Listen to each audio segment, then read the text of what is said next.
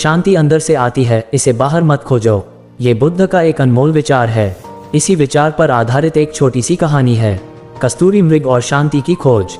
बहुत समय पहले की बात है। एक घने और सुंदर जंगल में एक हिरण रहता था। वह हिरण बहुत ही जिज्ञासु और चंचल था। एक दिन अचानक उसे हवा में एक अद्भुत और मनमोहक खुशबू महसूस हुई। वह खुशबू इतनी दिव्य थी कि हिरण का मन व्याकुल हो उठा। उसने सोचा, इतनी सुंदर खुशबू कहाँ से आ रही है? मुझे उस स्रोत को ढूंढना ही होगा। बाहरी खोज। हिरण उस खुशबू के पीछे भागने लगा। वह झाड़ियों में घुसा, कांटों से टकराया, ऊंचे पहाड़ों पर चढ़ा और गहरी घाटियों में उतरा। उसने हर फूल को सूंघा, हर पेड़ की छाल को देखा, लेकिन उसे वह खुशबू कहीं नहीं मिली। जैसे जैसे वह दौड़ता, खुशबू और तेज हो जाती, पर उसका स्रोत कभी दिखाई नहीं देता।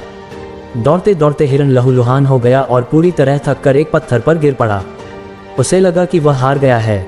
सत्य का बोध। जब वह शांत होकर बैठा और अपनी थकान मिटाने के लिए अपनी गर्दन झुकाई, तो उसकी नाक उसकी अपनी ही नाभि नेवल के पास पहुंची। उसे जोर का झटका लगा। वह दिव्य खुशबू तो स्वयं उसके शरीर के भीतर से आ रही थी। वह एक कस्तूरी मृग था, जिसकी नाभि में कस्तूरी होती है।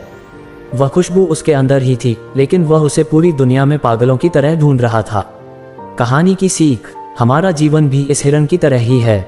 हम शांति और खुशी को बाहरी वस्तुओं, रिश्तों, पैसों या सफलता में ढूंढते हैं। हमें लगता है कि कोई नई कार या बड़ी उपलब्धि हमें सुकून देगी, लेकिन सच यह है कि बाहरी दुनिया केवल अस्थायी उत्तेजना दे सकती है। सच्ची शांति मन के भीतर, विचारों के ठहराव में और वर्तमान में जीने में होती है। जैसे ही हम बाहर दौड़ना बंद करके अपने भीतर झांकते हैं, हमें एहसास होता है कि जिस खजाने को हम ढूंढ रहे थे, वह तो हमेशा से हमारे पास ही था।